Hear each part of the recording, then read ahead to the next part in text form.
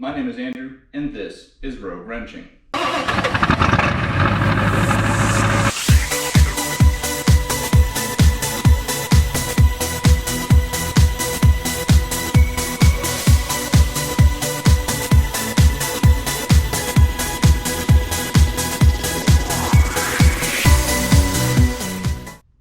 We're here today in my sandrail, and as you can see, my head hits the top bar.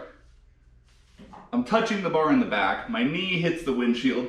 If I were to look straight, I'm staring at a bar. So this is not gonna work. And this is just the front seat. Wait till you see the back seat. This is me sitting in the back seat. Now granted, I'm 6 foot 7 inches tall, so maybe a little bit overkill. But the point is, even without a seat, you know, my knees are smashing the bar in front of me. I'm hitting the bar behind me. My arm is hanging out the side, which there'd be a tire right here normally. And this is just really too small to actually use as a back seat, even for somebody smaller than me. And my goal is not to be able to fit me in the back seat comfortably. I'd like to fit someone who's, you know, maybe 5'10", comfortably in the back seat. So we're a long way off, and this isn't gonna work because the whole thing is just physically too short. So here's the thing. Not comfortable in the back seat because of how ridiculously tiny this rail is. This rail, if you watch my other video about the wrecked rail that I bought, the yellow one, I'll link it right there. That rail's wheelbase is actually longer than this one, and that one's only a 2-seat rail.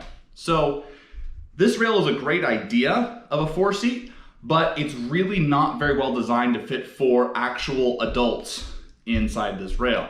So because we're still gonna be running a stock VW motor, which puts out around 40 to 50 horsepower, depending on what I do to it, there's not a lot of engine to push a rail along, so I can't go crazy big.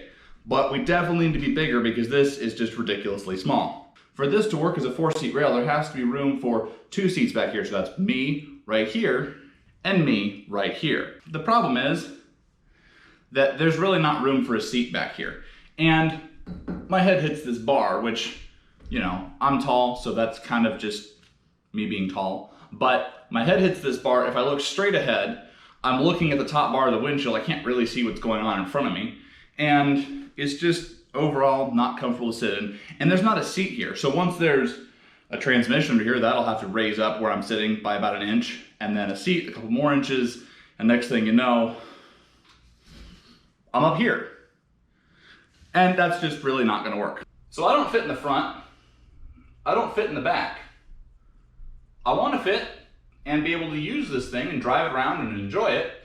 So I'm gonna have to modify this frame. The first step in modifying this frame is going to be to physically stretch the wheelbase. The trick here to actually accomplishing this is we are going to be cutting the frame in half and then extending it by, I think about 18 inches is what we're gonna put in, and then we'll go ahead and go from there. So step 1, cut the frame. I'm going to modify this frame by adding some length to it, and then we're also going to add some height to the roof roll cage, roof section of the frame. We're going to start by cutting it to where there's a front half and a back half, and then we're going to add tube into the sections that we cut and stretch the frame by about 18 inches. Easier said than done. You know what the lowest cost insurance you can buy is? $2 safety glasses from Harbor Freight. Cheap insurance, wear them. I'm using a Sawzall with some metal cutting blades, and we're gonna see how many blades we can chew up cutting this frame up.